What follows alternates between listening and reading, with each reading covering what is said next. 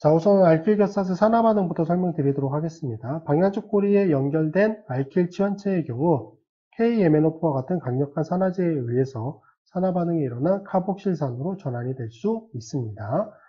자, 그래서 이런 형태죠. 이제 부틸벤젠 같은 경우에 이쪽 편에 알킬 치환기가 붙어 있는데 KMNO4와 같은 강력한 산화제를 처리해주게 되면은 이쪽 부분이 산화가 되면서 카복실산기가 도입이 되는 거죠. 그래서 벤조익 엑시드라고 하는 화합물이 생성이 되는데 중요한 건 뭐냐면 여기 벤질류기치의 탄소 원자죠.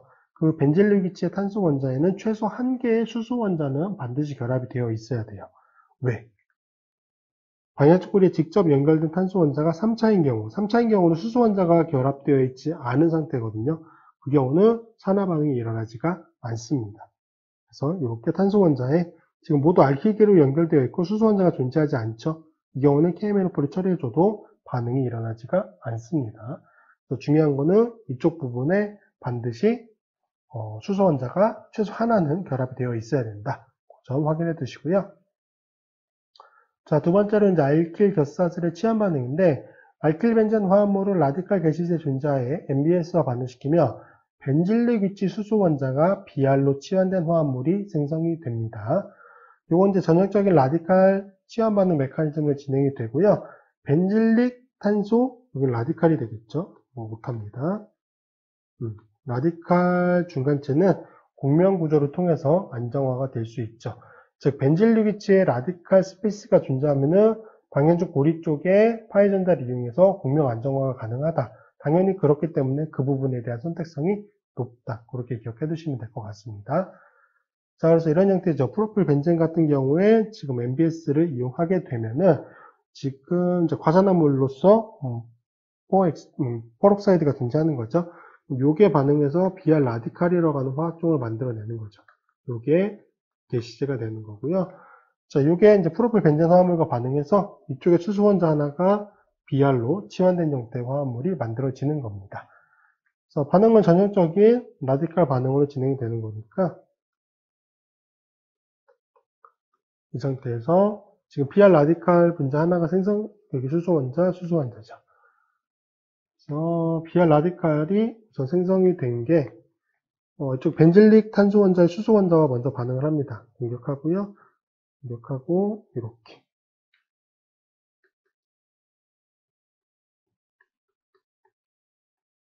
상태에서 이 부분으로 이제 라디칼 화학종이 만들어지죠.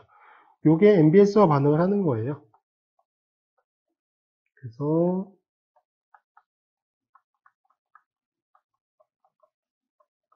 요게 MBS니까 MBS와 반응을 해서 지금 이쪽에 탄소 라디칼이 Br을 공격하고요. 여기 결합 끊어지면서 하나는 결합 형성하고 하나는 질소 원자 쪽으로 전자를 넘겨주게 되죠. 이 과정을 통해서 이쪽 편으로 원래 수소 원자 하나 존재했었고 MBS로부터 도입된 Br 화합물이 도입이 되는 거죠. 그래서 전형적인 라디칼 치환 반응 메커니즘으로 진행된다. 좀 확인해 두시면 될 것 같고요. 자, 세 번째로 환원 반응입니다. 그래서 먼저 나이트로기, NO2기죠. 나이트로기의 환원 반응인데 나이트로 벤젠 유도체의 경우 환원 반응에 의해 아닐린 유도체로 변화가 된다. 아닐린 유도체라고 하는 거는 NH2기를 포함하고 있는 거죠. 그래서 NO2기가 환원이 되게 되면은 뭘로? NH2기로 변화가 된다. 이게 아닐린이잖아요. 그래서 이렇게 진행되는 반응입니다. 이거는 이제 환원 반응이 진행돼야 되기 때문에 환원제가 필요한 거죠. 그래서 어떤 반응을 주로 사용을 하느냐, 반응 조건을 금속 촉매 존재하에서 수소 반응을 진행을 하는 경우가 많이 있습니다. 그래서 팔라딘 카본이나 플래티늄이나 니켈 이것들을 촉매로 사용하고요. H2 가스를 처리해 주는 거죠. 그렇게 되면은 NO2기가 NH2기로 환원이 되는데 사실 이거보다 더 많이 쓰는 조건이 이거죠. HCl 강산 존재하에서 FE 철이나 틴 주석입니다. 주석을 처리해 주게 되면은 메커니즘은 좀 복잡하긴 한데 그것까지 확인해 두실 필요는 없고요. NO2기가 NH2기로 환원이 됩니다. 자, 그래서 이런 반응 조건인 거죠. 지금은 이제 수소 반응을 했네요. 수소 반응을 통해서 NO2기를 뭘로? NH2기로 변화를 시킨 건데, 사실 여기서는 이쪽 부분을 변화시키는 게 목적인데, 원했는지는 모르겠지만 이쪽에 카본일기도 환원이 된 겁니다. 그래서 카본일기를 수소 반응을 통해서 메틸렌기, 이거를 메틸렌기라고 얘기를 해요. 메틸렌기라고 얘기를 하는데, 카본일기를 메틸렌기로 수소 반응을 통해서 환원시킨다? 이건 정말 일반적이지 않은 반응이에요. 이게 반응이 진행될 수 있는 이유는 단 하나. 왜?